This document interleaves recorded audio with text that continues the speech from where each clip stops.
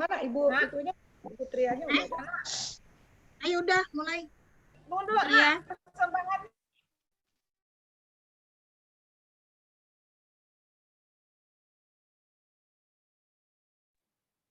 Bu Tria. Ya, udah mulai? Ya. Bisa dimulai, baik. Boleh di-mute semuanya ya. Baik, ya. Bapak Ibu, selamat pagi. Shalom. Kita bersyukur pada pagi hari ini kita boleh berkumpul lagi dalam satu pertemuan yang indah dengan Tuhan lewat persekutuan dewasa.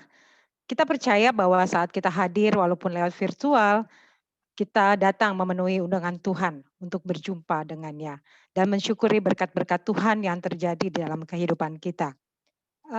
Pagi ini tema kita dalam ibadah adalah penantian yang tidak sia-sia. Diajak untuk kita menyadari bahwa pengharapan dalam Tuhan tidaklah sia-sia. Dan bagaimana kita menantikan pengharapan Tuhan dengan bertekun untuk menantikan janji-janji Tuhan. Kita percaya bahwa pengharapan di dalam Tuhan adalah hal yang sangat penting dalam kehidupan kita. Tanpa harapan tak seorang pun akan dapat bertahan menghadapi berbagai tekanan dan keadaan di dalam kehidupan ini. Sebagai orang percaya, harapan kita ada di dalam Tuhan, di dalam Yesus Kristus. Firman Tuhan berkata bahwa harapan dan iman yang telah kita taruh di dalamnya tidaklah akan sia-sia. Sebab di dalam Dia ada jaminan kepastian. Di dalam Dia hidup kita akan mengalami keamanan dan perlindungan. Hari ini apabila kita diizinkan Tuhan mengalami situasi yang begitu berat, tantangan dalam pekerjaan, masa depan keluarga yang sedang berada di ujung tanduk, atau kesehatan kita yang tidak baik, pandanglah kepada Yesus sebagai sumber pengharapan kita. Serahkanlah segala sesuatunya ke dalam kontrol dan pengaturannya. Kita percaya bahwa kita akan diberikan pengertian ilahi dan kekuatan ekstra untuk melaluinya. Marilah kita meletakkan pengharapan kita kepada Yesus, sang sumber pengharapan, yang detailnya dan lengkapnya akan kita dengarkan nanti dari firman Tuhan yang dibawakan oleh Pendeta Handri Salim. Mengawali ibadah kita akan mengangkat pujian dari PKJ nomor 13. Kita masuk ke rumahnya.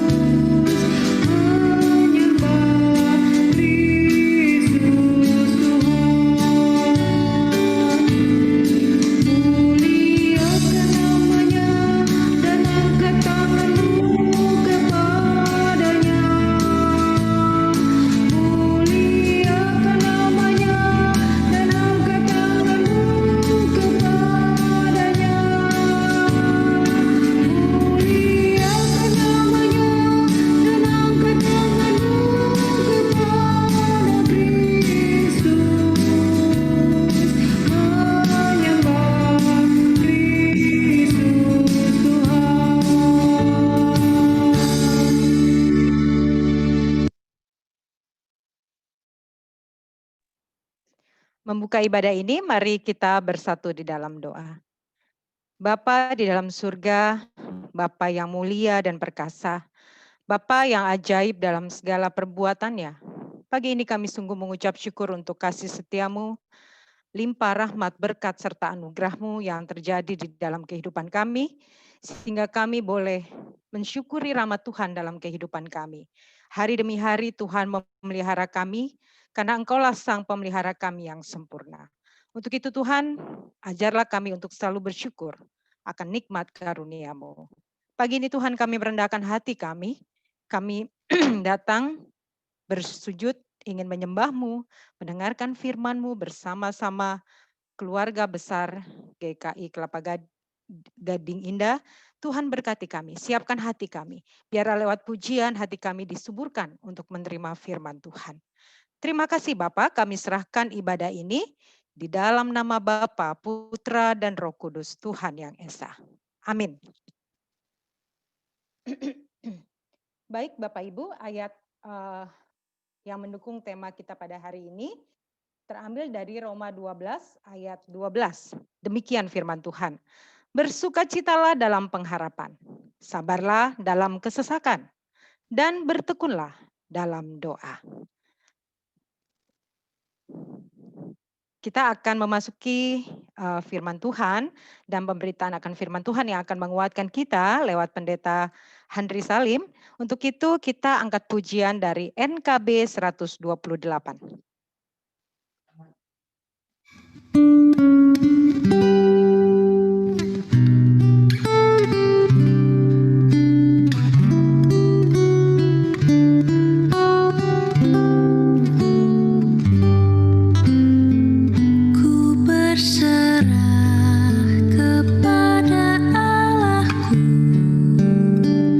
Di darat pun di laut menderu.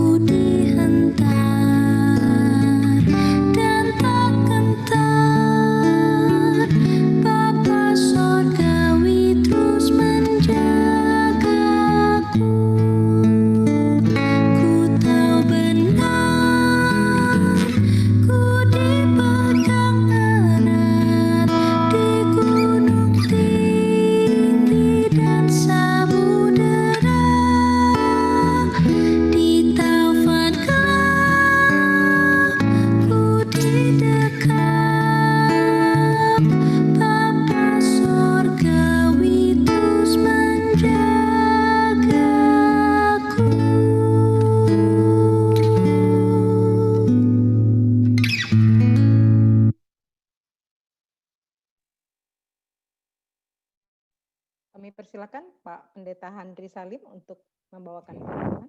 Iya Bu, sebelumnya saya boleh diminta dijadikan co-host, saya bisa kirim beberapa gambar. Saya bisa dijadikan co-host. Agnes, Sudah, Eh, Pak. Sudah, oke. Sudah. Nanti saya mau share screen, coba saya tes dulu ya. Maaf.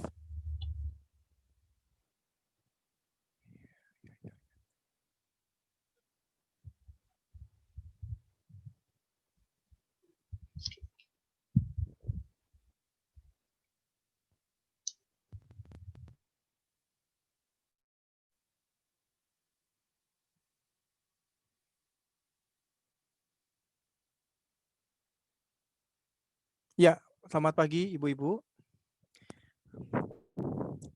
Kita akan bersama-sama membaca firman Tuhan. Tema kita hari ini adalah bicara soal penantian yang tidak sia-sia. Bacaan kita hari ini diambil dari Matius 25. Matius 25 ayat 1 sampai 13. Injil Matius 25 ayat 1 sampai ayat 13. Perikop ini diberi judul gadis-gadis yang bijaksana dan gadis-gadis yang bodoh. Saya akan bacakan ya buat ibu-ibu sekalian. Matius 25 ayat 1 hingga 13. Pada waktu itu, hal kerajaan sorga seumpama 10 gadis yang mengambil pelitanya dan pergi menyongsong mempelai laki-laki. 5 di antaranya bodoh dan 5 bijaksana. Gadis-gadis yang bodoh itu membawa pelitanya, tetapi tidak membawa minyak. Sedangkan gadis-gadis yang bijaksana itu membawa pelitanya dan juga minyak dalam buli-buli mereka. Tetapi karena mempelai itu lama tidak datang-datang juga, mengantuklah mereka semua lalu tertidur. Waktu tengah malam terdengarlah suara orang berseru, "Mempelai datang, songsonglah dia."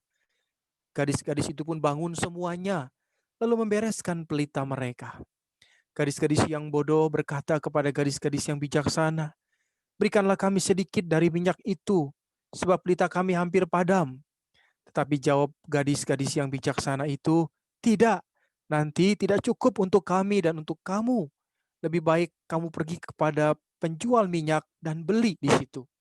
Akan tetapi, waktu mereka sedang pergi untuk membelinya, datanglah mempelai itu dan mereka yang telah siap sedia masuk bersama-sama dengan dia ke ruang perjamuan kawin, lalu pintu ditutup. Kemudian datang juga gadis-gadis yang lain itu dan berkata, "Tuan, Tuan, bukakanlah kami pintu." Tetapi ia menjawab, "Aku berkata kepadamu, sesungguhnya aku tidak mengenal kamu. Karena itu berjaga-jagalah, sebab kamu tidak tahu akan hari maupun saatnya." Ya, Bapak Ibu, terima kasih kalau hari ini kita boleh bersama-sama mengadakan persekutuan walaupun ya dengan media seperti ini. Tapi bagaimanapun kita syukuri bahwa sekalipun dengan cara seperti ini kita boleh bisa belajar firman Tuhan. Apakah? Oke, inilah satu ilustrasi tentang hal menanti, ya, yang diumpamakan dengan 10 gadis, 5 gadis bijaksana dan 5 gadis yang bodoh. Itu gambarannya saja. Saya yakin Bapak Ibu sudah mendengar atau sering membaca bagian ini, ya. Tapi tidak salah kalau di minggu-minggu Advent ini kita sudah masuk ke minggu Advent yang kedua.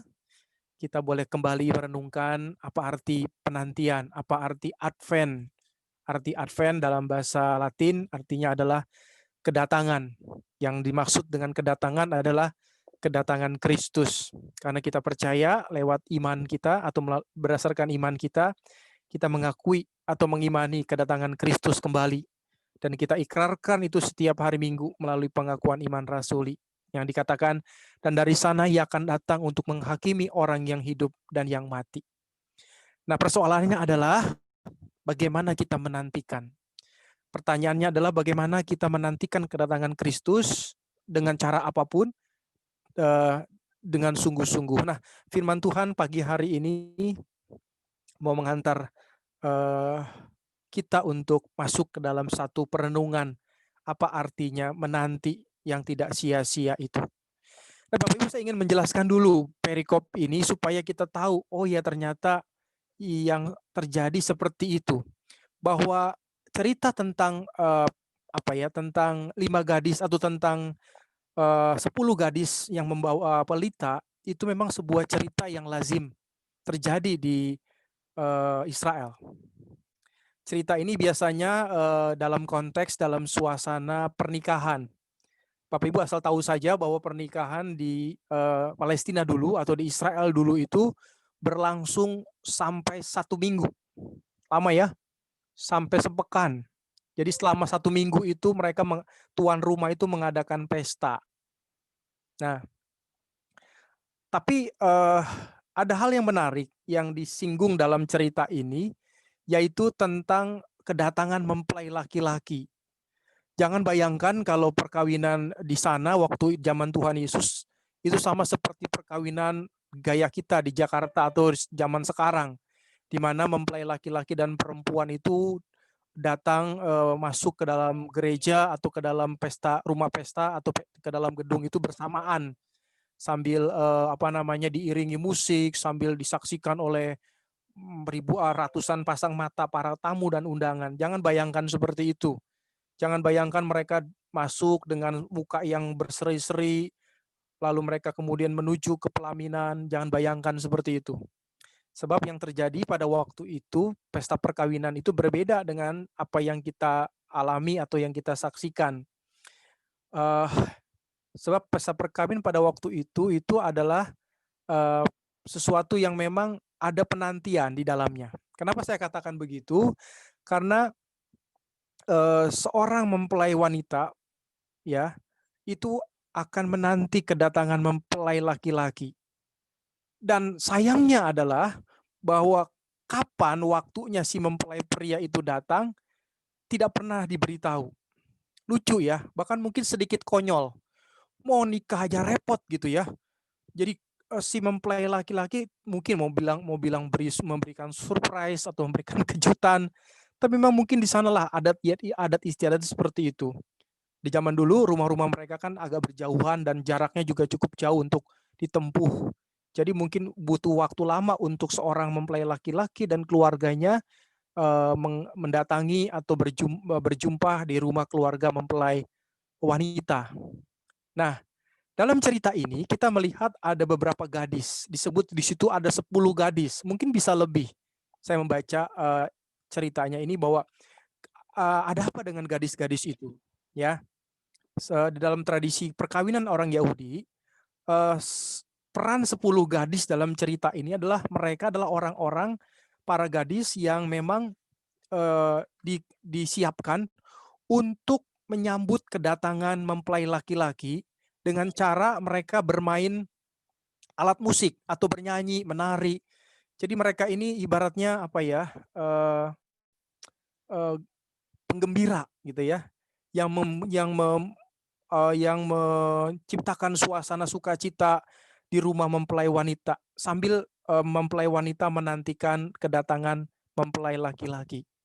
Jadi 10 gadis ini atau gadis-gadis yang biasanya ada, mereka itu memang dipersiapkan oleh keluarga mempelai wanita untuk menjadi penggembira. Mereka bermain musik, mereka bernyanyi, mereka menari dan sebagainya. Memang Bapak Ibu, pelita yang dipakai di sini memang menjadi menarik karena memang pelita ini digunakan untuk alat penerang. Jadi mereka datang dari rumah mereka pada sore atau malam hari setelah matahari terbenam, dan mereka datang semuanya dengan membawa pelita dengan tujuan bahwa jalan mereka ke tempat tujuan itu dimudahkan supaya mereka sampai ke tempat tujuan dengan baik. Jadi pelita ini alat penerang sebetulnya. Nah, yang menarik lagi adalah Bapak di sini, Ibu-ibu di sini adalah ada 5 gadis yang membawa pelita, tapi juga membawa minyaknya, artinya membawa persediaan minyaknya, cadangannya. Dan ada lagi 5 gadis lain yang disebutkan dalam ayat 3, ada 5 gadis yang disebut gadis bodoh, Mereka juga membawa pelita, tapi mereka tidak membawa minyak. Lalu di mana salahnya? 10-10-nya sebetulnya nggak salah. 10-10-nya mereka membawa pelita, tidak ada yang tidak membawa pelita. Ya, bedanya adalah bahwa mereka yang 5 membawa minyak, sementara yang lain tidak membawa persediaan minyak. Tentu yang membawa persediaan minyak ini khawatir atau berharap, bukan berharap, khawatir kalau mereka nanti pada saat ada di tempat gitu ya, pelita mereka habis minyaknya. Jadi mereka sudah siapkan. Sementara 5 gadis yang lain merasa bahwa nggak apa-apa, pasti nanti akan datang kok gitu ya. Nah, ternyata apa yang terjadi? Nah, ketika 5 gadis yang tidak membawa minyak ini kehabisan minyak, mereka menjadi bingung ya. Lalu mereka minjam. Tolong pinjamkan saya minyak kepada 5 gadis yang membawa minyak tadi. Apa yang dilakukan oleh 5 gadis yang membawa minyak? Mereka bilang, tidak. Nanti bagi kami tidak cukup minyak itu untuk kami. Lebih baik kalian pergi saja membeli minyak ke penjual minyak supaya persediaan pelita kalian, minyak pelita kalian itu cukup ya. Sebab yang dinantikan mempelai laki-laki yang dinantikan tidak sampai-sampai, tidak tiba-tiba ke rumah mempelai wanita. Nah, pada saat mereka membeli minyak, disitulah kemudian tanpa diketahui oleh 5 gadis yang sedang membeli minyak itu, ternyata datanglah mempelai laki-laki. Itu dikatakan di ayat 10. Waktu mereka pergi membelinya, datanglah mempelai itu dan mereka yang siap sedia masuk bersama-sama dengan dia dalam perjamuan kawin, lalu pintu ditutup. Ya. Dan terlambat bagi 5 gadis yang lain yang pada saat itu sedang membeli minyak. Nah, ibu-ibu, apa makna cerita ini sebetulnya? Jadi cerita ini saya katakan sekali lagi, cerita yang sebetulnya biasa di dalam adat istiadat orang Yahudi, khususnya di dalam adat istiadat perkawinan orang-orang Yahudi, ya. Dan Tuhan Yesus ingin mengambil sebuah cerita yang biasa ini untuk menekankan sebuah pesan. Ya, pesannya ada di mana? Pesannya ada di ayat 13, ayat terakhir. Coba kita perhatikan ayat 13. Karena itu berjaga-jagalah, sebab kamu tidak akan tahu akan hari maupun saatnya. Kesalahan terbesar dari 5 gadis yang tidak membawa minyak, bukan karena dia tidak membawa pelita. Ingat ya, bukan karena mereka tidak membawa pelita. Mereka semua membawa pelita.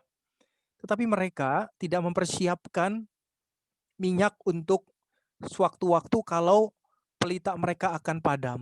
Pelita mereka akan habis minyaknya. Sementara yang lain mereka siap dengan minyak. Karena apa? Karena yang menjadi persoalan adalah ada yang memahami bahwa si mempelai pria itu tidak akan pernah tahu kapan dia datang. Sementara ada yang beranggapan bahwa si mempelai pria itu pasti akan datang dengan cepat. Nah, pesan ini mau mengatakan apa? Pesan ini mau mengatakan kalau kita bicara soal pelita. Nah, ibu-ibu, apa yang ibu-ibu tafsirkan? Apa yang ibu-ibu maknai kalau kita bicara soal pelita untuk diri kita masing-masing? Andai kata nih, saya dan ibu-ibu adalah 10 gadis yang ada dalam cerita ini. Ya.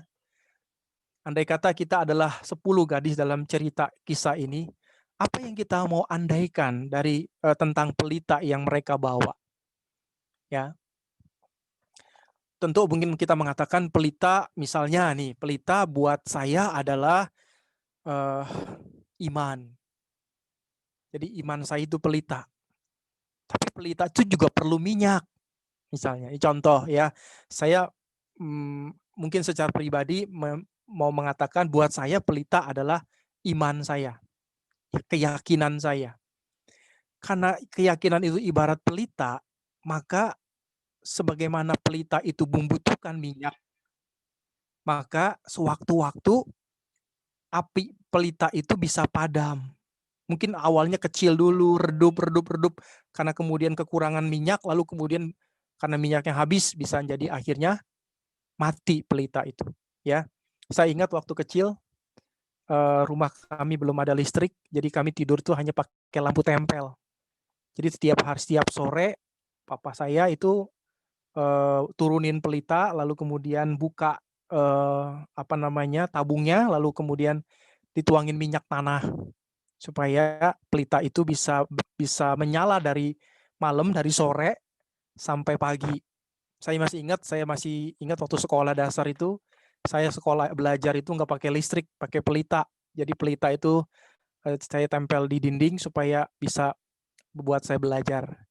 Itu pengalaman saya bagaimana memang pelita itu harus tetap terjaga minyaknya. Jangan sampai kehabisan gitu ya. Kalau kehabisan bahan bakarnya ya pasti padam.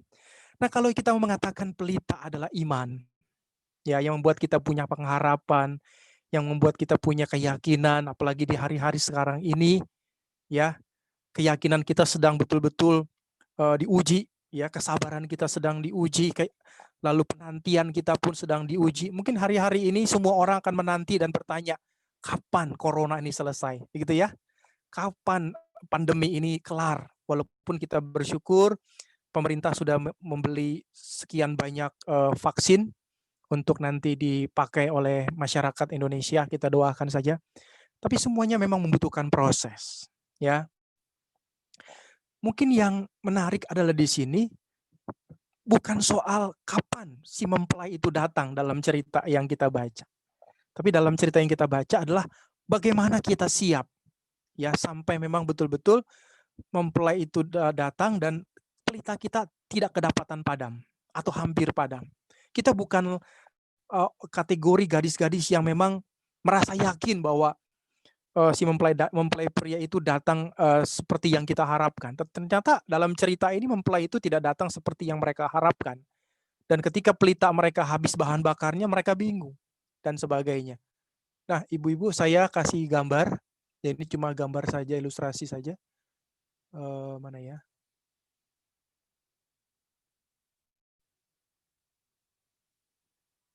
Maaf.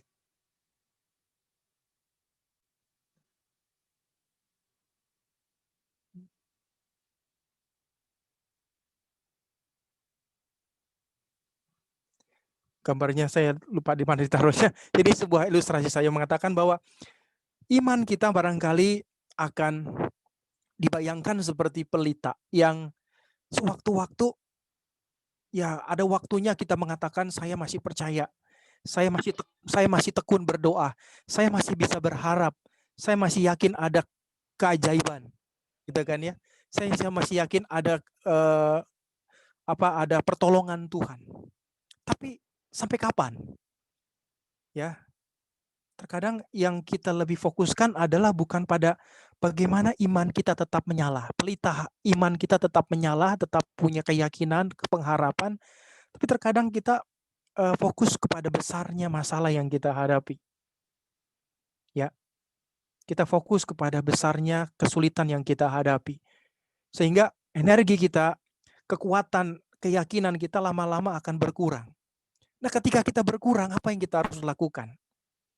Kalau 5 gadis bijaksana itu disebut bijaksana karena mereka memiliki cadangan minyak untuk sewaktu-waktu kalau memang pelita mereka kehabisan. Sementara 5 gadis bodoh dalam cerita ini, mereka tidak berpikir untuk itu. Kalau ada hal-hal yang mereka tidak duga-duga, mempelai itu tidak datang-datang, lalu pelita mereka sudah mati. Dan mereka akhirnya kemudian tidak bisa masuk dalam pesta perkawinan. Sehingga ketika mereka mengatakan, bukakan kami pintu, lalu si tuan rumah itu mengatakan, aku tidak mengenal kamu. Makanya pesannya menarik. Dikatakan, berjaga-jagalah, sebab kamu tidak tahu kapan atau akan hari dan saatnya.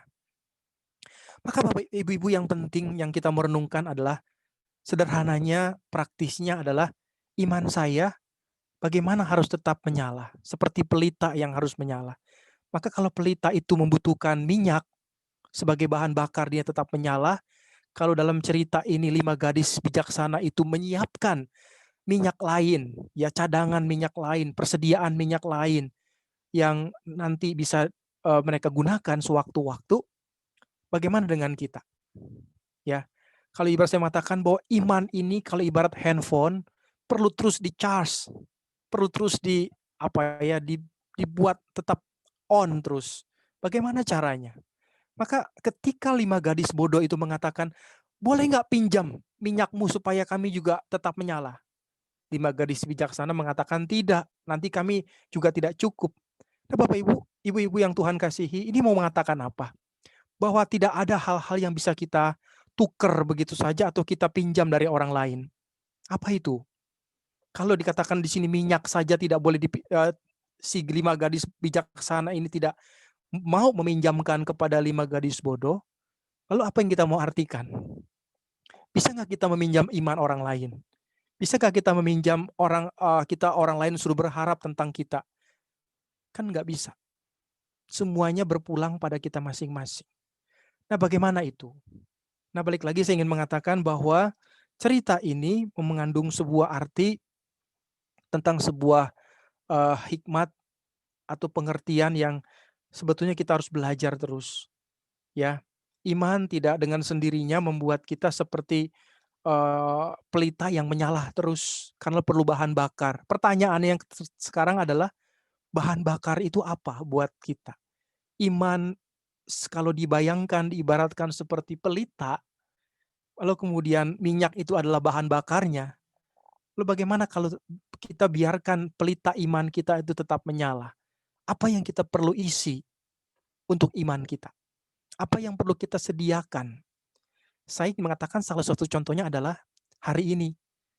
Kalau hari ini kita tidak terhalang dengan larangan kita pergi ke gereja, ya syukur ada teknologi di mana kita bisa bertemu, bisa bersekutu, bisa berkumpul walaupun memang lewat virtual.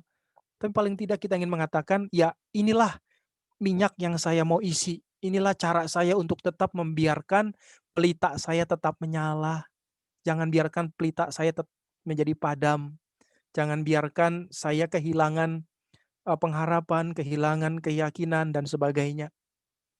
Bapak Ibu, nanti jam 12 saya harus ke Cibinong karena ada jemaat saya yang meninggal dan juga memang positif karena corona. Jadi inilah sebuah kenyataan di mana memang kita semua harus betul-betul menjaga keyakinan, menjaga bukan saja kesehatan kita, ya, tapi juga menjaga iman kita bagaikan pelita yang tetap menyala. Entah berapa lama kita menantikan kedatangan Tuhan, tapi saya mau mengatakan kedatangan Tuhan menjadi sebuah keniscayaan. Tapi yang paling penting adalah jangan pernah kita menantikan dengan sia-sia. Penantian yang sia-sia adalah ketika orang memang merasa bahwa kita seperti 5 gadis bodoh yang merasa bahwa semua kita nggak butuhkan dalam penantian ini. Minyak, nggak penting-penting amat. Ternyata dalam cerita ini hal-hal yang kecil, yang sederhana, yang dianggapnya tidak penting, ternyata penting dalam penantian ini. Oleh karenanya, marilah kita belajar untuk terus bertumbuh, berakar, dan terus boleh menjaga iman kita tetap menyala, tetap memiliki pengharapan. Saya yakin hari-hari ini kita sedang berhadapan dengan kesulitan yang global, tapi juga kesulitan pribadi, sakit penyakit kita, persoalan-persoalan yang kita hadapi. Adakah kita mau mengatakan kita mau tetap membiarkan pelita kita tetap menyala? Sediakan bahan bakar itu, cari bahan bakar itu secukupnya, dan jangan biarkan pelita kita kekurangan minyak. Sewaktu-waktu kita tidak pernah tahu kapan saatnya mempelai itu datang, kapan saatnya Sang Kristus itu akan datang. Kiranya Tuhan memberkati kita semua. Amin. Saya mau share sedikit, Pak, bisa? Ya, Bu. Ya, ini saya tertarik dengan ayat 12. Tapi emang tadi juga Bapak sudah uraikan ya. Tetapi begini, ini siaran begini, Pak. Kita nih kadang-kadang menganggap Tuhan kita ini adalah Maha Pengasih, Maha Penyayang, Maha Pengampun. Jadi kita kadang-kadang ya Pak ya emang agak terlena dengan itu. Akhirnya bahwa di dalam kalau dalam ayat 12 ini Tuhan juga mempunyai ketegasan ya Pak ya, bahwa jika pada dengan di sini kan katakan siapa kamu, aku tidak kenal gitu ya Pak. Jadi ini yang mungkin saya merasa bahwa Tuhan suatu kali juga ada ketegasan dan kita juga tidak bisa buang-buang waktu kita di dalam kita hidup ya Pak. Jadi Tuhan itu berdaulat di dalam hidup kita dan waktu kita. Ya mungkin ini aja yang saya juga kita harus sadarin bahwa waktu itu bukan milik kita ya Pak. Jadi itu adalah milik Tuhan. Betul. Di sini rada kaget gitu. Kok Tuhan nggak kenal kita ya? Padahal kita anak Tuhan katanya. Disitulah ya Pak. Kita harus disadari bahwa kita tidak bisa main-main di dalam soal hidup yang Tuhan sudah berikan dan kita harus bertanggung jawab ya Pak. Betul Ya. Ibu. Iya. Ya. Iya, terima kasih.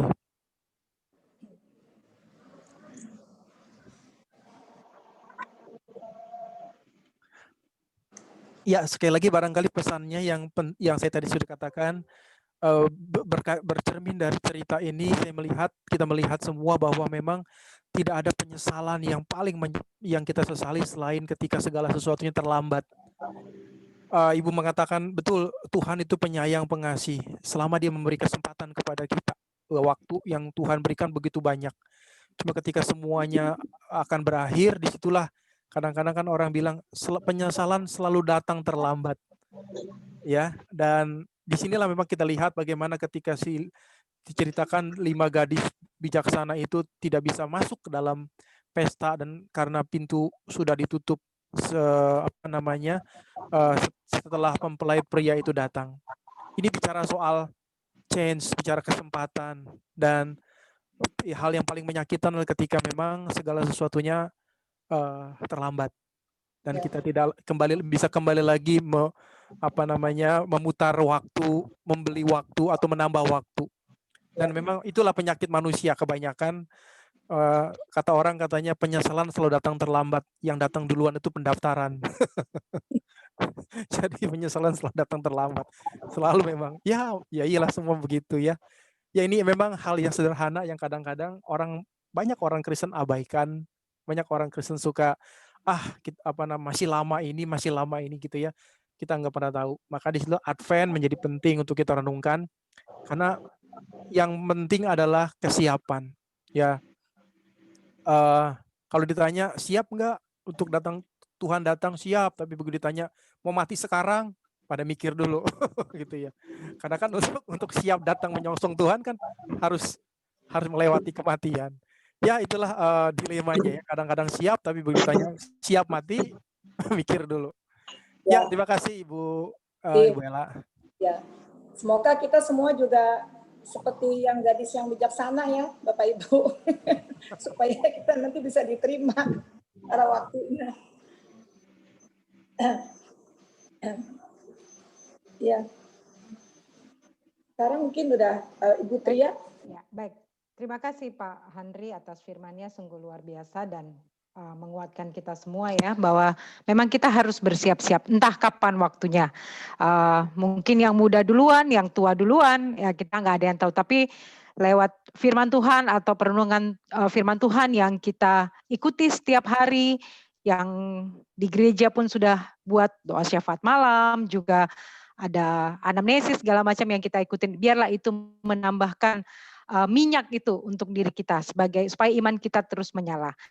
Baik Pak Pendeta, mungkin langsung aja untuk doa syafaat. Kami persilakan. Ya, terima kasih. Mari ibu-ibu kita berdoa. Tuhan, terima kasih untuk firman-Mu pada saat ini. Boleh mengingatkan kembali siapakah kami. Kami bukanlah orang yang bisa mengendalikan kehidupan. Bahkan waktu pun yang kami miliki semua adalah datang dari Tuhan. Hidup kami adalah dari Tuhan dan oleh Tuhan dan kembali kepada Tuhan. Biarlah hari-hari ini kami mau sama-sama menghayati minggu-minggu Advent dengan sungguh-sungguh sebelum kami bersama-sama merayakan Natal. Bahwa sesungguhnya merayakan Advent itu jauh lebih penting dan juga sama pentingnya dengan merayakan Natal, bahwa kami diajak Tuhan untuk introspeksi diri, untuk bercermin, melihat siapakah kami, bagaimana kami menyikapi kehidupan ini di tengah-tengah penantian kami. Oleh karena itu ya Bapak, biar firman Tuhan yang boleh Engkau taburkan diberkati dan boleh tumbuh di hati kami, dan setiap kami boleh menjadi orang-orang yang selalu waspada, berjaga-jaga di tengah-tengah zaman yang serba sulit ini, dan tengah-tengah waktu yang mungkin kadang-kadang membuat kami kehilangan arah, bahkan mungkin juga pelita kami hampir padam, diterpa oleh angin, oleh badai, oleh gelombang kehidupan. Tuhan, pada saat ini ajar kami untuk tetap berharap kepadamu, sambil kami terus boleh meluruskan kehidupan kami, memperbaiki apa yang selama ini belum bisa kami mengubah yang menjadi hal-hal yang baik, meminta hikmat Tuhan supaya kami pun boleh semakin diterangi oleh hikmat-Mu, dan itu boleh menjadi kekuatan, bahan bakar bagi perjalanan hidup kami, supaya pelita yang kami bawa kemanapun kami berjalan, itu boleh mengarahkan jalan hidup kami ke jalan yang benar. Tuhan, pada saat ini kami ingin berdoa untuk saudara-saudara kami, untuk tante, oma, opa, atau bapak ibu yang sedang mengalami sakit, baik itu dalam proses pemulihan, baik itu yang sedang memang membutuhkan perawatan intensif, dan juga yang sedang berharap untuk kesembuhan. Mereka yang saat ini memang sungguh-sungguh berharap semuanya hanya kepada kasih Tuhan. Kami ingin mendoakan untuk Ibu Lydia Setiawati, Ibu Sri Wijaya, Ibu Titin Suniani, itu Bapak Henry Dermawan, untuk Bapak Haryanto, Ibu Melinda, Ibu Angel. Kami juga ingin berdoa untuk Ibu Lina Sucipto yang ada di Belanda. Kami menyerahkan Tuhan seluruh pengobatan, seluruh upaya yang dilakukan di sana, biarlah semuanya boleh membawa kebaikan, walaupun di tengah suasana yang sulit di sana, biarlah dia tetap terus berharap dan dikuatkan oleh Tuhan. Kami juga ingin mendoakan untuk Oma Sianita yang sudah lanjut usia. Tuhan, bila Kau berkati dia dengan segala keterbatasannya, kekurangannya, dan mungkin sakit penyakit yang dia hadapi. Kami mendoakan saudara-saudara kami yang lain yang tidak kami sebutkan namanya satu persatu, biarlah baik mereka yang sedang dalam pemulihan maupun mereka yang membutuhkan pengobatan yang serius, Tuhan berkati semuanya, berkati keluarga mereka masing-masing, agar mereka juga boleh memperoleh kekuatan dan penghiburan daripada Tuhan. Ya Bapak, kami terus mendoakan untuk bangsa dan negara kami khususnya, biarlah pemerintah boleh bijaksana dan juga terus bekerja untuk kebaikan negeri ini di tengah-tengah suasana yang sangat-sangat sulit dan mencekam, di mana memang kami semua harus waspada di tengah wabah penyakit pandemi corona ini. Berkati Tuhan semua proses untuk penyediaan vaksin, tenaga medis, dan semua rumah sakit yang sedang merawat para pasien corona, khususnya para tim medis yang saat ini berjuang di garis depan untuk bisa menyembuhkan para pasien yang ada. Kami juga berdoa untuk keluarga korban pasien corona yang telah Tuhan panggil, biar mereka tetap diberi kekuatan, penghiburan oleh Tuhan. Kami ingin mendoakan untuk jemaat kami GKI Gading Indah, berkati para pendeta, penatua, komisi-komisi, dan seluruh aktivitas yang mungkin saat ini terbatas adanya. Kami tetap percaya Tuhan, dengan segala keterbatasan kami mau tetap bersukacita untuk bisa bersekutu, beribadah, dan juga melakukan kegiatan-kegiatan rohani lainnya. Terima kasih ya Tuhan, akhirnya kami menyerahkan kehidupan kami dalam keluarga kami, pimpin sertai kami selalu, kuatkan kami, anugerahi kepada kami hikmat Tuhan, dan kami tetap biarlah diberikan kekuatan, kesehatan, dan berkat Tuhan supaya kami bisa menjalani kehidupan ini sebagaimana adanya. Terlebih daripada itu juga Tuhan, karuniakanlah kepada kami hikmat-Mu yang baik buat kami semua, agar kami tetap terus memiliki pengharapan dan keyakinan yang sungguh-sungguh di dalam Tuhan. Terpujilah nama-Mu ya Bapa, hanya di dalam nama Tuhan berdoa. Amin.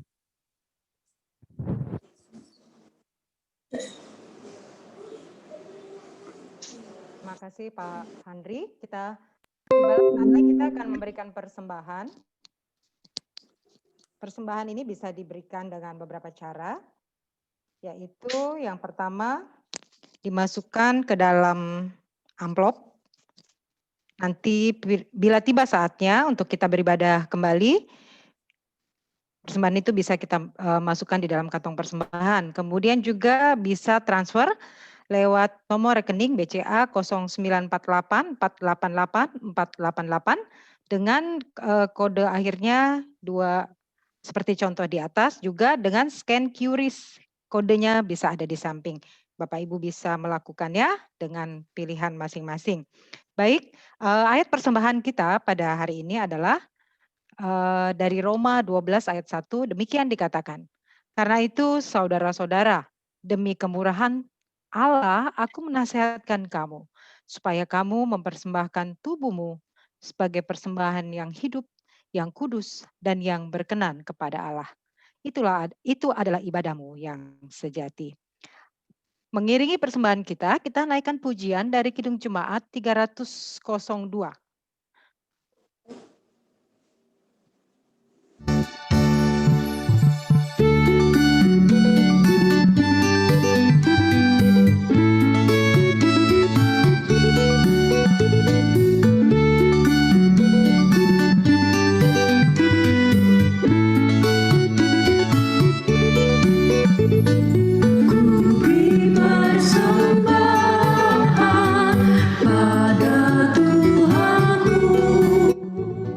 Sambil puji Yesus, Juru Selamatku.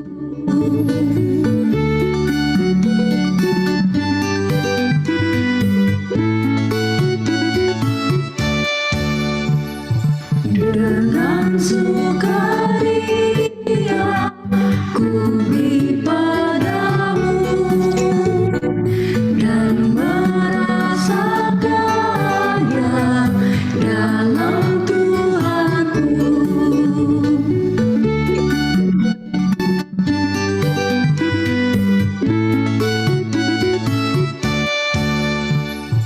Mari kawan-kawan, rela hadilah, bawa persembahan, datanglah segera.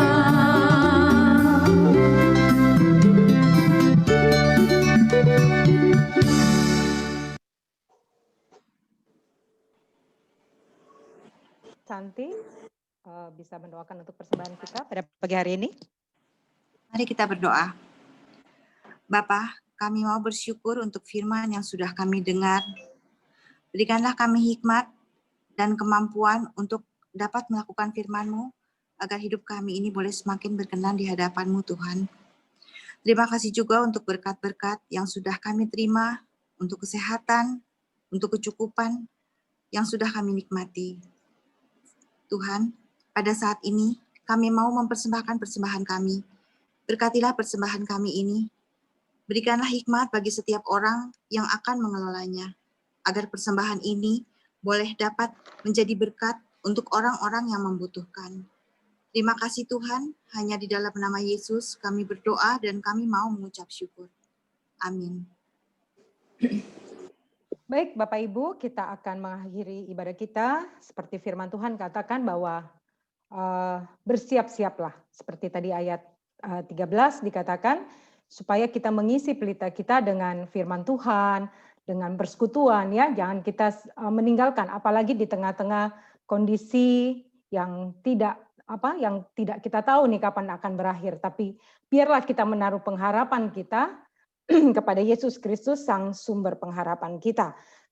Pujian yang akan kita naikkan ini membuat saya mendapatkan berkat sekali, ya. Dari PKJ 241. Tak kutaukan hari esok, namun langkahku tegap. Bukan surya ku harapkan, karena surya akan lenyap. Oh tiada ku gelisah akan masa menjelang.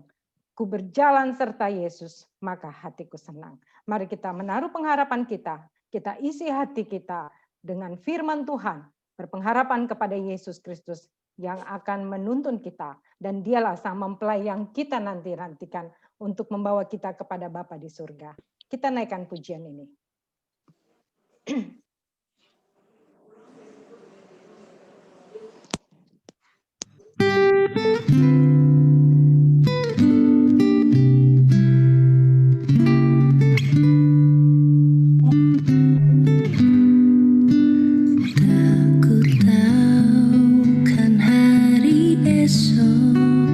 Namun langkah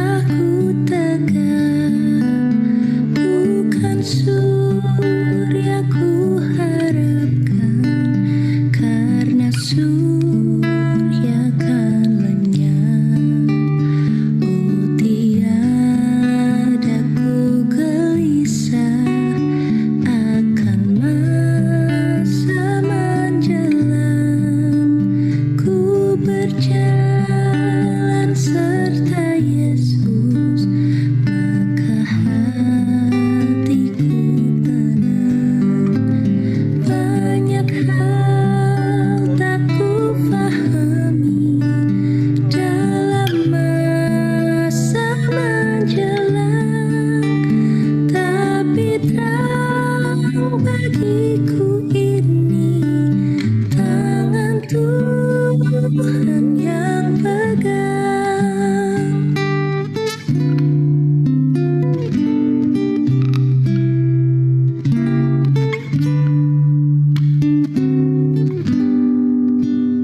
Aku tahu kan hari esok mungkin langit kan gelap, tapi Dia yang berkasihan melindungiku tetap, meski susah perjalanan, gelombang dunia menderu, dipimpinnya ku bertahan sampai akhir langkahku.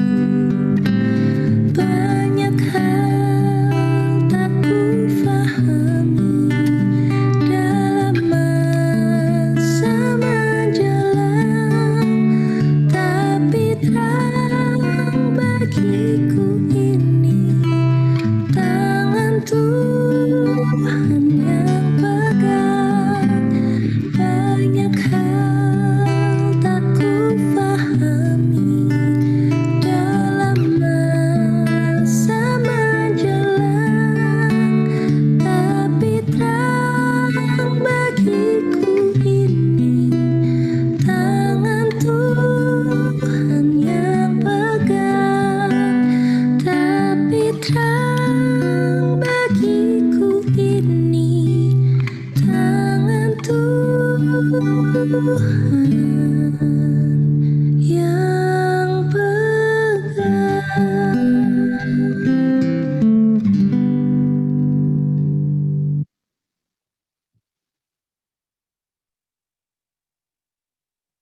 Baik Pak Handri untuk membawakan doa penutup dan berkat bagi kita semua.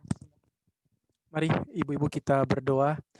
Kami bersyukur ya Tuhan kalau hari ini kami boleh mengikuti ibadah atau persekutuan, dan semua yang boleh kami lakukan biarlah ini menambah minyak dalam pelita kami supaya kami boleh terus mengetahui apa yang menjadi kehendak Tuhan dalam hidup kami. Dan biarlah setelah ibadah ini boleh selesai dan kembali kami boleh beraktivitas, biarlah Tuhan yang tetap menyertai kami, berkati kehidupan keluarga-keluarga yang saat sedang mengalami banyak pergumulan, bangsa kami yang juga terus sedang dirundung oleh berbagai masalah, dan biarlah Tuhan keadilan-Mu, kasih-Mu, boleh damai sejahtera-Mu boleh Engkau nyatakan bagi kehidupan bangsa ini. Pulihkanlah bangsa kami, dan biarlah Tuhan Kau dengarkan setiap doa dan seruan kami.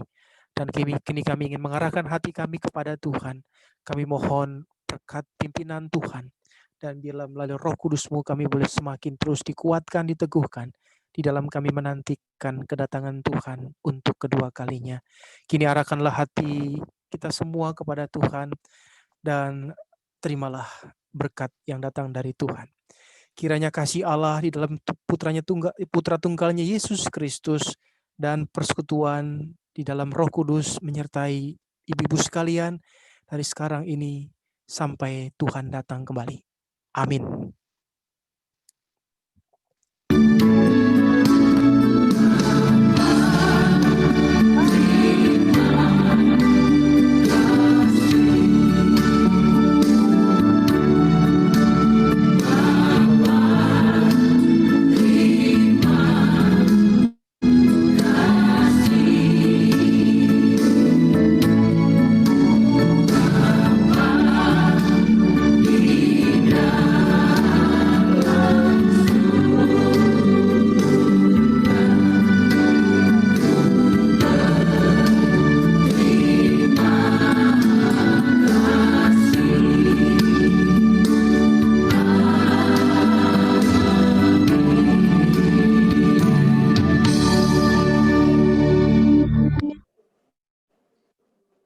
Kami serahkan kepada pengurus untuk memberikan pengumuman mungkin.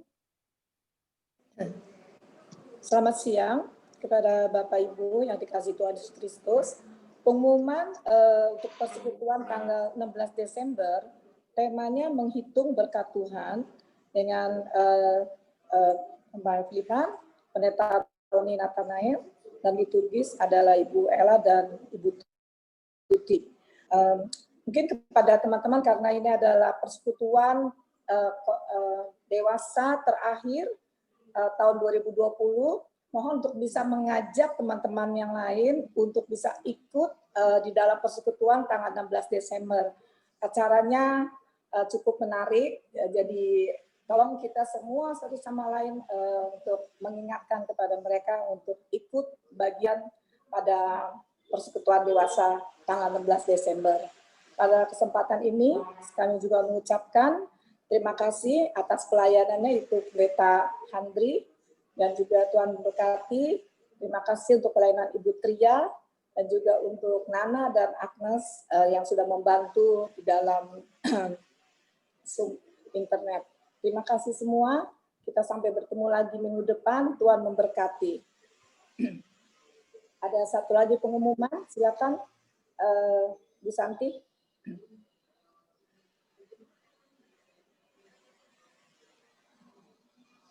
Santi. Iya, ya hanya mau mengingatkan saja untuk hasil, bagi yang belum mengirimkan hasil dari origami bisa dikirim per hari ini sampai sore nanti, karena hari ini adalah hari yang terakhir untuk pengiriman dari foto-foto. Terima kasih, Bu Ella. Ya, makasih Santi. Oke.